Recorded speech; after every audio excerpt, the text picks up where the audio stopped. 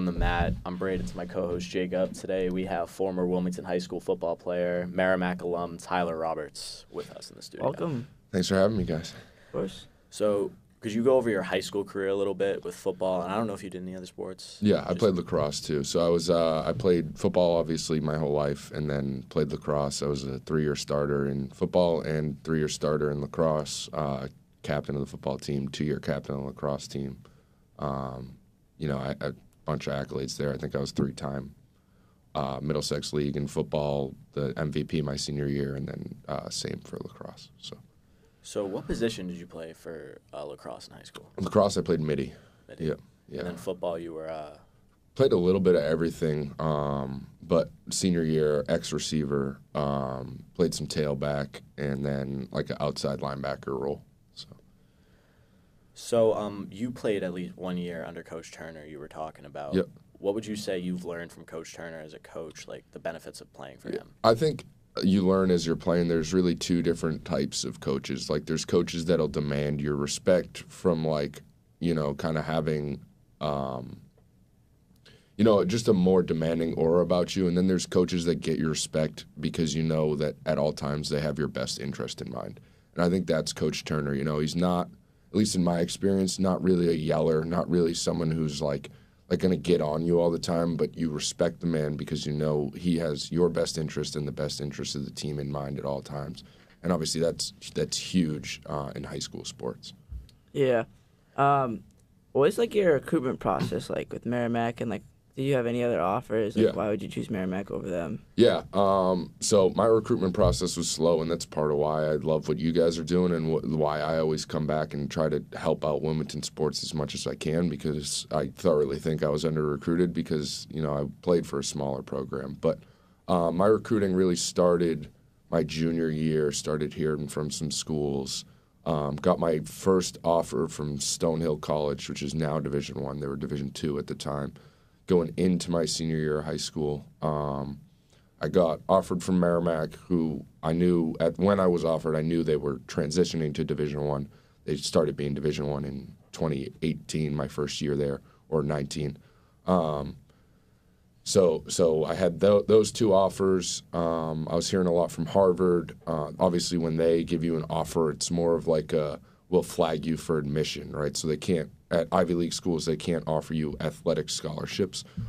So what they can do is they can help you get in the school, right? I had a 3.4 GPA in high school, which obviously isn't bad, but if you're not playing football, you're not getting into Harvard with a 3.4 GPA. So they essentially, their coaches will reach out and be like, hey, we need you to get whatever, 1,200 on your SAT, and we'll be able to get you in the school.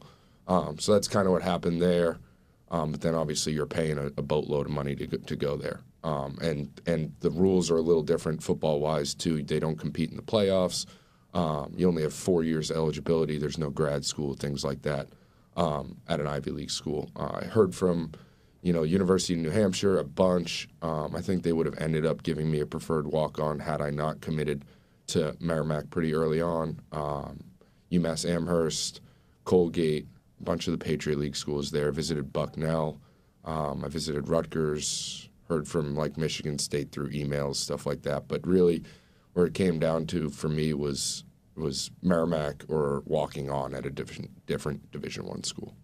So you committed to Merrimack at the start of your senior year, around there? Or? I committed, I believe, in December. So I was offered probably in October, during the season of my senior year. Obviously, we changed the coaching staff from my junior to my senior year, so I was getting used, I think, a lot more the way I should have been. Getting the ball a lot more, getting a lot more touches. So I had a really good senior year as compared to my junior year. Not that I didn't have a good junior year, but I think the senior tape was huge for me. So that's, I think, ultimately they offered me off of that in October. Took my official visit, your overnight visit, in December. Then I committed a week later. So do you want to touch on your senior year a little bit, how that went? Yeah, that's, team, to this day, probably the most fun I've had in a season of football. And, I played in the NFL and all that stuff. And, that year was just, I think we went 3-8 or 4-7 my junior year. And then to go 8-3, be ranked top 20 in the state my senior year. And then you're playing with all the guys you grew up playing with, so it's really special. And just, to have a chance to kind of go deep in the playoffs, win that first round playoff game, kind of get robbed in the second round there, but it was really awesome experience overall. Who did you guys play in the first game? Gloucester. We played them at home because we were the 3 or 4 seed, maybe even the 2 seed going into the playoffs. We played them at home and we beat them by 35 points. So. Then the second game was Marblehead, at Marblehead. They're good. Yeah, so first half, it was kind of like a tale of two halves. I remember they were probably up 24-0 in the first half. We came out, first kickoff of the second half, kicked an onside kick, which is, you got to love that. And I recovered it. I think I recovered 3 onside kicks in that one game. And so we ended up losing 24-20. On some, we had some calls called back and whatever, but I just remember being so defeated after that game. That's gotta sting. We had one playoff game this year, got blown out by Foxborough, who was the eventual state champion. Really good. That really was good. Yeah. That was crazy. I remember fourth quarter comes around and I'm getting put in the game. I'm like, geez, I'm not very good. This is bad. Yeah, that was a good team. That was definitely a good team. Yeah. So when you got to Merrimack, your freshman year, you were a linebacker, right? Yep. I came in at really every school that recruited me as a linebacker. I wasn't doing what the kids are doing nowadays. I'm 6'3" now, but graduated high school at 6'2", and I listed myself at 6'2", where obviously now I'm just getting out of college coaching. You have guys that list themselves at 6'2" and come in at 5'11". So it's I should have been listing myself at 6'4". I think it would have helped me as a tight end, but anyway, yeah, pretty much every school that recruited me as a linebacker except Colgate. That's the only school that saw that I probably had the frame to play tight end. I went in as a linebacker, was able to earn a starting spot by week 1, started all 10 games that year, and ended up being a NE10 all rookie team. So was there a reason for the switch your sophomore year to back to offense? Yeah, I think really it was just a position in need for the school. And I think, obviously, Coach Carney's now the head coach at Holy Cross, had a pretty good bead on what I could do athletically. It's what I played as a freshman at Merrimack, we call it the strike, right? So it's you play a 4-3 defense, you have 2 prototypical inside linebackers and then one kind of hybrid guy, right, who can play in the post a little bit. He can essentially you're playing man coverage on tight ends pretty much every snap. So it's if I can stick with tight ends in coverage, it's all right, I'm going to be a pretty athletic tight end if I have the frame to do it. So played my freshman year of college at 215 pounds. He made the switch just, I think, based off need, and he saw what I could potentially do at that position in the receiving game. And so then came back my sophomore year at 235 pounds. So I had to put on 20 pounds that off season. Was that something you were excited for, you were looking forward to doing, or did you want to stay at linebacker? Yeah, not at all. I was not excited at all about it. When he first approached me, I thought I'd be playing both sides, and I figured out pretty early on that wasn't the case, and that's not really possible in college football unless you're Jabril Peppers or what's the guy with Jackson State there? Yeah. Charles Woodson, right? Yeah, you got a couple guys that did back in the day too, but it's crazy. You play obviously every snap in high school. I was on offense, defense, special teams, the whole bit. And it's crazy you get to college, you're only playing one side of the ball, and you're way more tired than you ever were in high school. It's you wouldn't believe it when you tell a high schooler it, but it's insane. It's because the game moves so much faster, and you really can't take a play off. High school, if you're on the backside of a run the other way, right, you can kind of take the play off, or for lack of a better term, I guess. But in college, it's just a different speed. So it's you're so much more tired just playing one side of the ball than you were on both in high school. But I guess to answer your question, no, I was not excited for the move at all. I actually thought about entering the transfer portal, but really it was just through conversations with my head coach, Dan Curran, that kind of kept me there. He's believe in me, believe in the process, right, and this will work out for the better. And I didn't have that success I wanted to right away at the position either. So it was my first year playing tight end. I'm coming off of a 60 tackle season as a freshman where I was named all conference. my first season as a tight end, I finished with like 5 catches, which is like why did you move me, right, if you're not going to get me the football, right? I feel like I could make a bigger impact on the other side of the ball. And then, you know, we go through the COVID year, only play 3 games, but I play really well in those 3 games. And then the year after, I finished with like 55 catches in the season. So it was like really just buying into what he told me and sticking with it that really ended up giving me that success I was looking for. Well, what was it like going from like college and like getting ready for like the NFL and stuff like that? It's the most stressful job interview you'll ever have in your entire life. It's similar to the recruiting process that you go through as a high school athlete, but obviously on a whole different scale. And, you know, you're trying to get ready physically because there's those specific tests that you do at the combine or pro day or whatever. And you're trying to be sharp mentally because just teams, if they're willing to spend a lot of money on you, right, they're going to do their research. They're going to figure out how you are as a person. They're going to figure out, right, your football mind, all that sort of stuff. Right, they're going to get you on a whiteboard and ask you questions, hard questions, like things that you wouldn't even think of when you're preparing for a regular job interview. But at the end of the day, right, that's the dream. So like every opportunity you get to talk to a scout or whatever, it's like can't take those for granted because it's not everybody that gets to do that. Were there any teams that showed like a lot of interest? I know you ended up going to the Chiefs mini camp, but was there any teams? Yeah, I think like when it boiled down to draft day, there was really like maybe a handful of teams that I thought would. I knew I wasn't going to get drafted just because of what happened my senior year with injuries. I was just really unfortunate there, but I kind of knew there was a handful of teams that would either invite me to camp, sign me as an undrafted free agent or a high priority free agent. And for me, those were the teams that I like interviewed with the most throughout the process. So it was really the Dolphins, the Ravens, the Chargers, Chiefs, and then I had a private workout with the Patriots. I don't think the workout went very well, so I kind of knew that they weren't in the mix, but those would probably be the top 5 going down to draft day.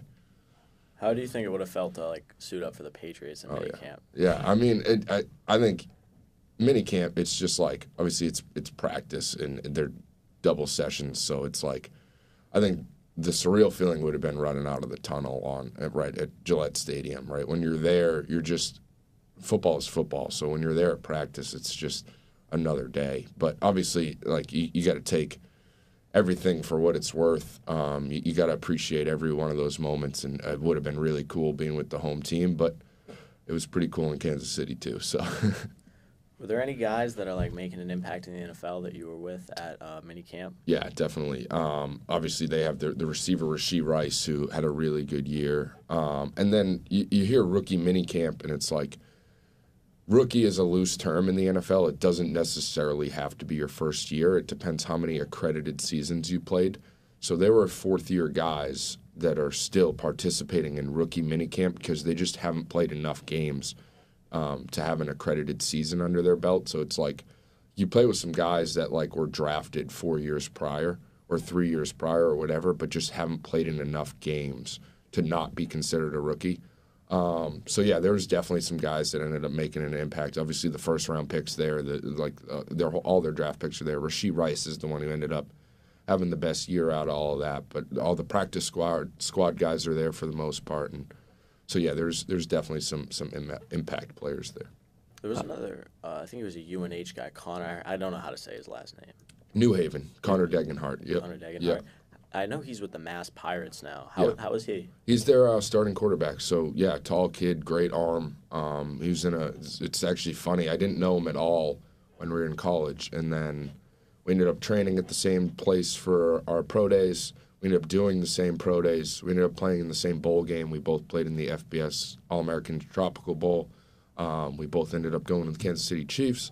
And then we both got drafted in the XFL by the same team. So it was like kind of a crazy process there. Where I didn't know him at all, 2 years ago, and then we kind of did the whole process together from there. But yeah, he's a stud. He's their starting quarterback now with the Mass Pirates, which is kind of the upper echelon of arena football. It's like that's as good as arena football gets. So, with like obviously after minicamp, when you got the call, like you're not going to be on the team, what was your thought process? Were you reaching out to teams? Were you? Yeah, it doesn't really happen as definite as that. Unfortunately, you kind of wish it would, because you're just waiting every day for a call to get called back. Essentially, when minicamp wraps up, one of their higher ups breaks down the team, and he's like, "All right, some of you guys are going to get tapped on your way out, right? If you're not already signed up on a contract, because we want to send you for another physical and potentially sign you." So I had a pretty good mini camp. We break from there, and I get tapped on the shoulder on my way out. So right after hearing that speech, like my eyes light up. Right, I'm about to get signed to the 90-man roster, all this stuff, about to be able to compete in camp, get into a preseason game. But pretty early on in my conversation, it was like I figured out that, all right, they're not looking to sign me right now, but he's telling me be ready because we could sign you at any moment.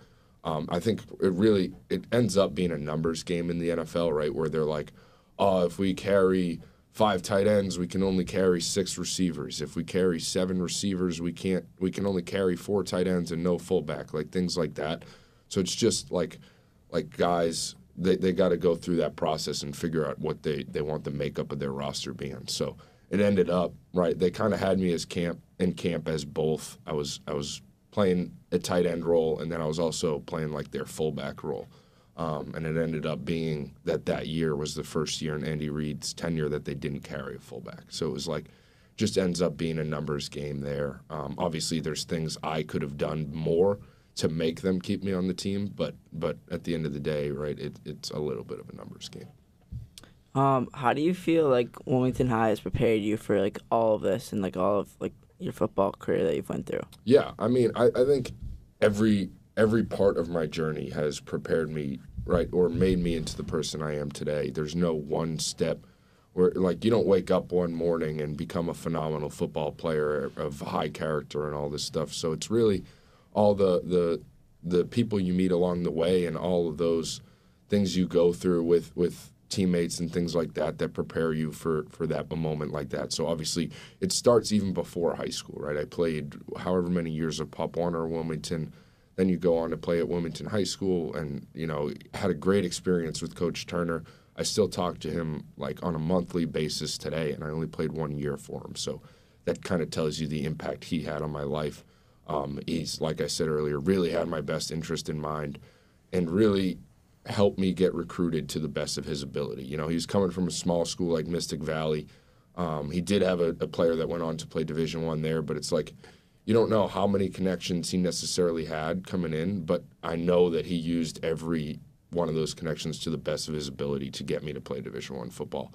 And I'm obviously really grateful for that. And then obviously if it weren't for that, I would have never gotten an opportunity in the NFL. So I know we were talking before the podcast, and you said you were like done with football.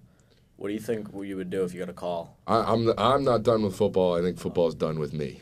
That's kind of, unfortunately, I mean, most of us, unless you're Tom Brady, you don't really get to choose, right, when football ends for you. Football chooses for you. And I think for me it was just a really unfortunate set of circumstances, right? I had 2 injuries my senior year or 5th year of college. I tore a hamstring in my left leg, and then I completely tore my MCL in my left knee. And I'm coming off a 55-catch season where you're first-team All-Conference, first-team Division I All-New England, honorable mention All-American, all this stuff. And then you go in and you kind of lay an egg in your 5th year, right? I finished with like 7 catches, only played in 6 games. Then NFL teams are evaluating you off of your 2021 film because obviously you were hurt most of 2022. So then really where you get into the NFL makes it easier to stick, right? You could have the same exact talent, same exact height, weight, measurables, all that stuff. If you're a 5th-round pick, you're probably going to make the roster. If you're an undrafted guy, you have the same talent as the 5th-round pick, you're probably not going to make the roster. Right? If you're a minicamp guy like I was, you have to do even more to make the roster. And then at the end of the day, right, so obviously don't make the roster there. I get drafted by the XFL. I'm super excited for that, preparing for my first professional training camp. And then that league merges with the USFL to create the UFL, and they cut half of the league. And I was part of those cuts. So it's really just like, it was an unfortunate set of circumstances where, right, football ends up kind of deciding for you when it's over, especially as a tight end. It's like there's not really an opportunity to play in Canada in the CFL. They don't carry American tight ends, right? You can't play arena. I'm not sure that I would have anyways. But you can't play arena as a tight end either. I would have had to switch back to linebacker, and then that's a team taking a chance on me there. But I think at the end of the day, right, I was never ready to give up football. I think football kind of decides for you. Yeah, I get that. Yeah. Then after all that happened, you ended up coaching O-line with UNH for a little while. You want to talk about that? How was that? Yeah. So I got, obviously, like I just mentioned, I got drafted by the XFL in, I believe it was July. I was drafted. I attended the XFL Combine, right, had a good combine, all that stuff, ended up being their first pick. And then going in, so the XFL is a spring league. So I was originally supposed to start camp in January. So I knew that fall I'd have some time around my training. So I started coaching fall of last year as the offensive coordinator at a St. Mark's High School, which is an ISL school down in Southborough. So that's kind of what started my coaching career. And then ultimately when I was cut from the Renegades, the XFL team, that's when I was like, all right, the transition that makes most sense here, it would be to go into college coaching, right? Because I played, like I said, 18 or 19 years of football, right? And I was just coaching, so it's like the easiest transition, the place where I have the biggest network and the most connections would be into college football. So I was able to get a job as the offensive quality control and assistant O-line coach at UNH. And then Friday, so a week ago from today, was my last day there. I decided to go back and get my doctorate in physical therapy. Well, to like wrap up like a last question, like what is the next 4 years in like school look like with you and like the physical therapy and stuff like that? Yeah, I think I have a pretty good idea of what it looks like because my roommate from college is in his third year of physical therapy school. Another one of my best friends is in his second year. So I know that it's essentially school becomes a full-time job, right? Whenever you're getting your doctorate in a medical field like that, obviously there's certain number of clinical hours you need, all this stuff, right? The course load is pretty heavy. So it's something where you're going to spend 40 hours a week minimum, like what you would working a full-time job on just your schoolwork, right? But then when those 3 years are up and you can start as a physical therapist, it really is all pays off, right? It's like just statistic, like 60% of physical therapists own their own practice, right? So then that gives you an opportunity to be your own boss, right? Set your own hours, maybe have some time to go back into football coaching, right? Do the things you like outside of work, right? At the end of the day, what made my decision to get out of college coaching, right? I love football, right? I love working with Division I athletes. Like it's rare that you get to work with 100 Division I athletes every day. But it's at the end of the day, it was like, all right, I want to have time for things outside of football that I like. And I think just throughout the last 4 months since I was cut and done playing, figured out that, right, there's maybe a little bit more to me than just football, right? For so long for me, it was like football was the only thing I cared about, right?